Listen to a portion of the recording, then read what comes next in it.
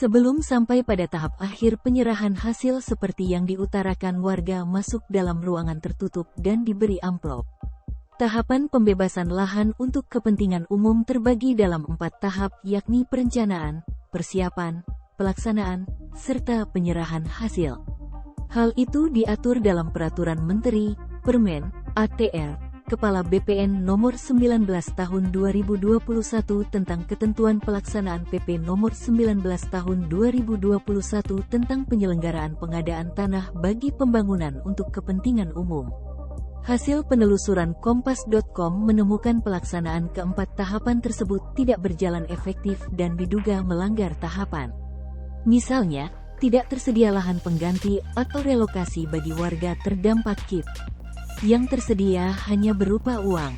Padahal, Pasal 76 Permen ATR menyebutkan bahwa ganti rugi lahan bisa berupa uang, tanah pengganti, permukiman kembali, kepemilikan saham, atau bentuk lain yang disetujui oleh kedua belah pihak. Tommy menyebut, petugas kadang mensosialisasikan lahan pengganti atau relokasi warga yang berdampak IKN, tapi tidak ada realisasi. Ngomong saja, enggak ada lahan yang disiapkan.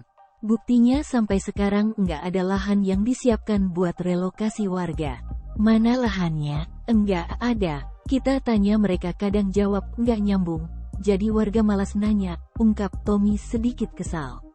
Akibat tak ada pilihan lahan pengganti atau relokasi, Hamidah terpaksa kehilangan kebun meski itu satu-satunya sumber penghasilan keluarga dan juga rumah.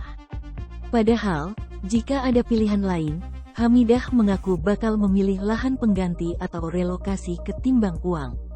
Uang bisa habis. Kalau kebun panen sedikit-sedikit penghasilan ada terus, kata Hamidah.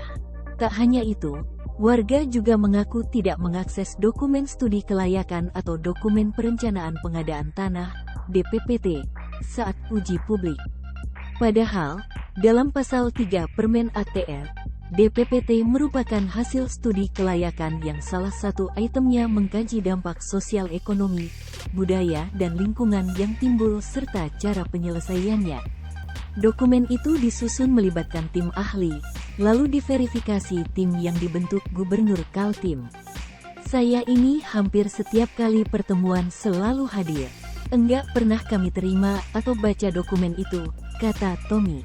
Padahal, konsultasi publik berlangsung selama 60 hari oleh tim yang dibentuk Gubernur Kaltim bernama Tim Persiapan dengan melibatkan asisten yang membidangi urusan pemerintahan, Biro Hukum, Bupati, dan pejabat pertanahan setempat. Tapi Ronggo, Tommy, Teguh hingga Edi mengaku tidak lebih dari 5 atau 6 kali dipanggil ke kantor camat. Undangannya hanya melalui grup WhatsApp yang beranggotakan warga terdampak KIP.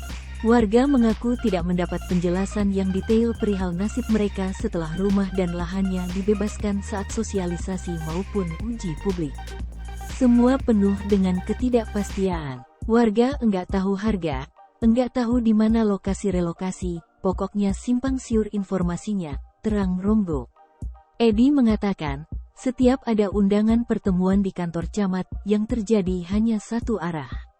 Petugas panjang lebar menjelaskan, tapi masyarakat tidak banyak paham termasuk dirinya.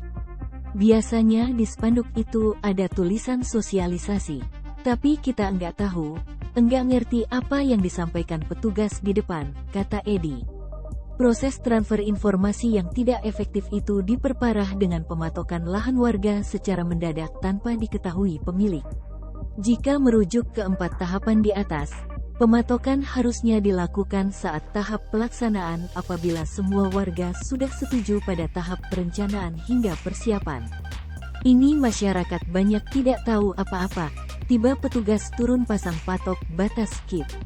Ada yang di depan rumah warga, samping, belakangan, ya warga kaget, terang dia.